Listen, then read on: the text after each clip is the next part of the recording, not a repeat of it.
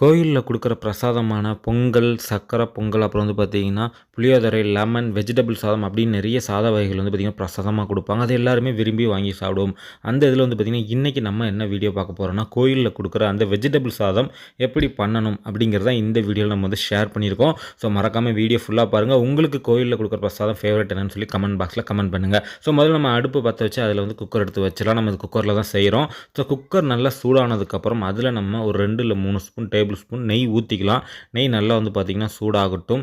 So இதில் ஒரு சில இன்க்ரீடியன்ஸ்லாம் வந்து பார்த்திங்கன்னா நம்ம நார்மலாக சேர்க்குறதெல்லாம் சேர்க்க மாட்டாங்க. அதெல்லாம் என்னென்ன அப்படிங்கிறது வீடியோ ஃபுல்லாக பாருங்கள், தெரிஞ்சுக்குவீங்க. நெய் நல்லா சூடானதும் அதில் வந்து பார்த்திங்கன்னா நம்ம பட்டை, கிராம்பு, அப்புறம் வந்து பார்த்திங்கன்னா கொஞ்சோண்டு சோம்பு, 2 ஏலக்காய், பிரியாணி இலை இதையும் போட்டு நல்லா வந்து பார்த்திங்கன்னா பொரிஞ்சு வரட்டும். அது கொஞ்சம் நல்லா சூடாகி பொரிஞ்சு வந்ததுக்கப்புறம் இதில் நம்ம என்ன சேர்க்க போகிறோம்னா, நறுக்கி வச்ச பெரிய வெங்காயம் ஒரு 2 வெங்காயம் நல்லா பொடிசா நீளமாக நறுக்கி அதையும் போட்டு நம்ம வழக்கம் போல் எப்போவுமே நம்ம பிரியாணிக்கு வதக்குற மாதிரி வதக்கிடுங்க. கருகாமல் வதக்குங்க. அடுப்பை வந்து பார்த்திங்கன்னா கொஞ்சம் ஸ்லிம்லேயே வச்சு வதக்குங்க. அப்போ தான் கரெக்டாக இருக்கும். ஸோ நல்லா வதக்குனதுக்கப்புறம் வந்து பார்த்திங்கன்னா நம்ம வீட்டிலே தயார் செஞ்ச இஞ்சி பூண்டு விழுதை வந்து சேர்க்கணும். இது கடையில் வாங்கி சேர்க்காதீங்க. நீங்களே வீட்டில் வந்து பார்த்திங்கன்னா இஞ்சி பூண்டு ரெடி பண்ணி பண்ணுங்கள். அதுதான் முக்கியமாக அந்த டேஸ்ட்டு செமையாக கொடுக்கும். ஸோ அதையும் போட்டு நல்லா பார்த்திங்கன்னா வதக்கணும். ஸோ நம்ம கொஞ்சம் அடுப்பை ஸ்லிம்லேயே வச்சுக்கோங்க. தப்பி தவறி கூட கூட்டிடுறாங்க. அப்படி பண்ணிங்க அப்படின்னா பூண்டு வந்து கடிக்கணும். ஓகேங்களா? ஸோ அதுக்கப்புறம் நம்ம நறுக்கி வச்சுருக்க ஒரு 2 பச்சை மிளகாவை நீளமாக நறுக்கி அதை வந்து பார்த்திங்கன்னா இதில் ஆட் பண்ணிக்கலாம். அதையும் கொஞ்சம் அப்படி நல்லா வதக்கிக்கலாம்.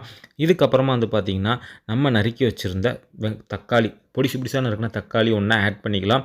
அதையும் நல்லா வழக்கம் போல் வந்து பார்த்திங்கன்னா நம்ம வதக்கிக்கலாம். நம்ம எப்படி பிரியாணிக்கு குஸ்காக்கெலாம் செய்வோமோ அதே மெத்தடில் தான் ஸ்டார்ட் பண்ணணும். ஸோ நல்லா வதக்குனுங்க.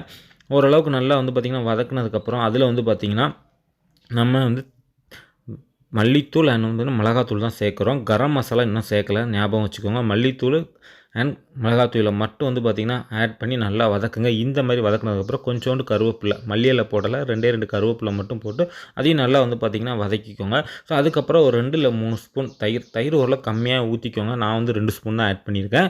ஸோ இதையும் போட்டு நல்லா வந்து பார்த்திங்கன்னா மிக்ஸ் பண்ணுங்கள். ஓகேங்களா? ஸோ நல்லா மிக்ஸ் பண்ணதுக்கப்புறம் இதில் வந்து பார்த்திங்கன்னா நம்ம நறுக்கி வச்சுருக்க காய்கறி இதில் நம்ம என்ன ஆட் பண்ணுறோன்னா பீன்ஸ் அண்ட் கேரட், உருளைக்கிழங்கு ஆட் பண்ணலை. ஸோ உருளைக்கிழங்கு ஆட் பண்ணிங்கன்னா அந்த டேஸ்ட்டு கொடுக்காது. அதனால் பீன்ஸ், கேரட் மட்டும்தான் ஆட் பண்ணியிருக்கோம். ஸோ நீங்களும் இது மட்டுமே ஆட் பண்ணுங்கள். உங்களுக்கு அந்த டேஸ்ட் கண்டிப்பாக கிடைக்கும். ஸோ இதையும் போட்டு நல்லா மிக்ஸ் பண்ணணும். ஓகேங்களா? நல்லா மிக்ஸ் பண்ணுங்கள்.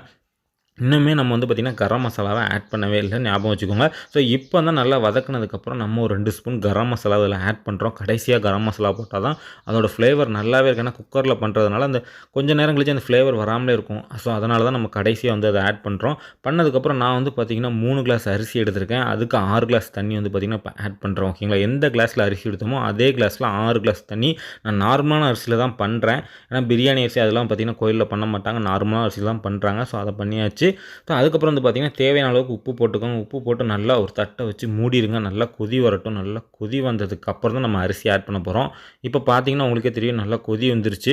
நல்லா நீர் வந்து நல்லா கொதித்ததுக்கப்புறம் நம்ம ஊற வச்சுருந்த அரிசி கிட்டத்தட்ட அரிசி வந்து பார்த்திங்கன்னா ஒரு 3/4 மணி நேரம் ஊற வச்சுருக்காங்க. பிரியாணி அரிசியில் நார்மல் அரிசினா ஒரு 3/4 மணி நேரம் வந்து பார்த்திங்கன்னா ஊற வச்சுருக்கேன். ஸோ அந்த 3 கிளாஸ் அரிசியை நல்லா போட்டு இதில் வந்து மிக்ஸ் பண்ணுறோம்.